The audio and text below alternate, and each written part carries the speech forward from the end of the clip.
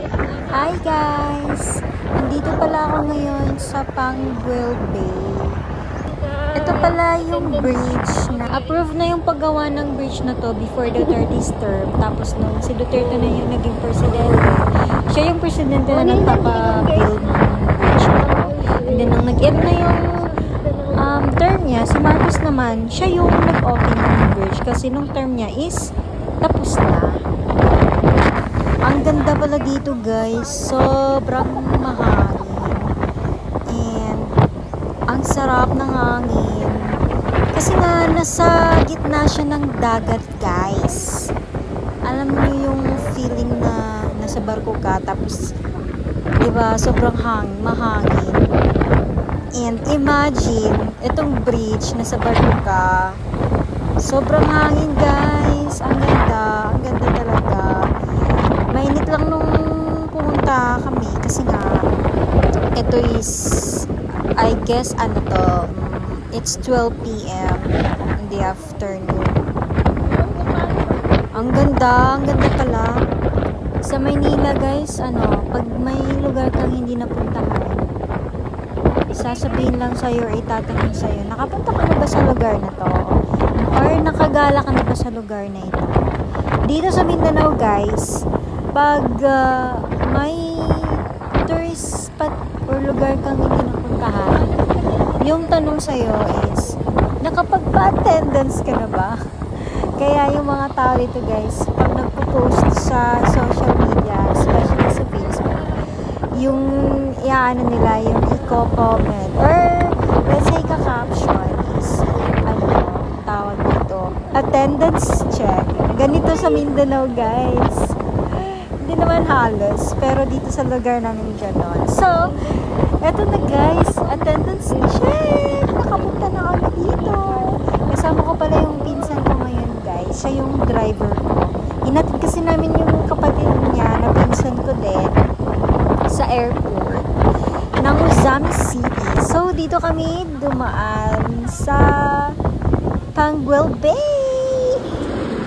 So guys, grabing mahangin dito guys. Alam mo yung ang lit-lit ko, tapos eto, parang lili pa rin ako guys. Parang tapos sabi pa ng pinsan ko, akit daw ako dito sa may dyan. Kasi natakot ako kasi ang taas pala, hindi ko kaya. Sabi niya, dyan na lang mo. So yan.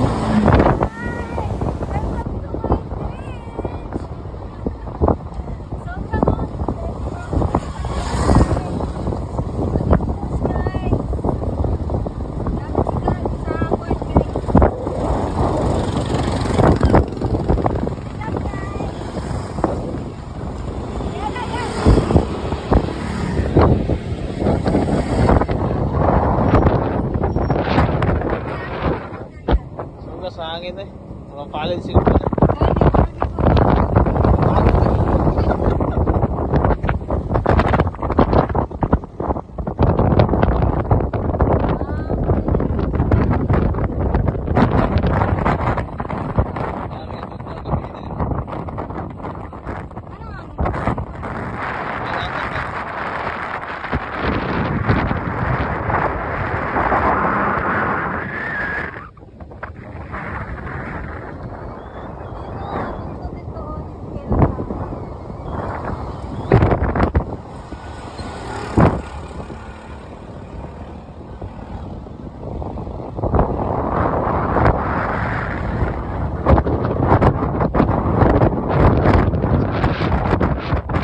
So, yun na nga guys. Uwi na kami kasi nga sobrang init na.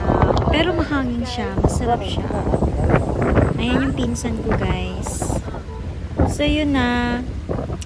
Parang kinain ko na yung buko dito guys. Hindi ko na napansin yung buko dito. Kinakain ko na habang nagsasalita ako sa video. Pero, worth it guys. Pag pupunta kayo dito, done kayo dito. Napakasaya. Napakahangin. At nakakatanggal ng stress guys.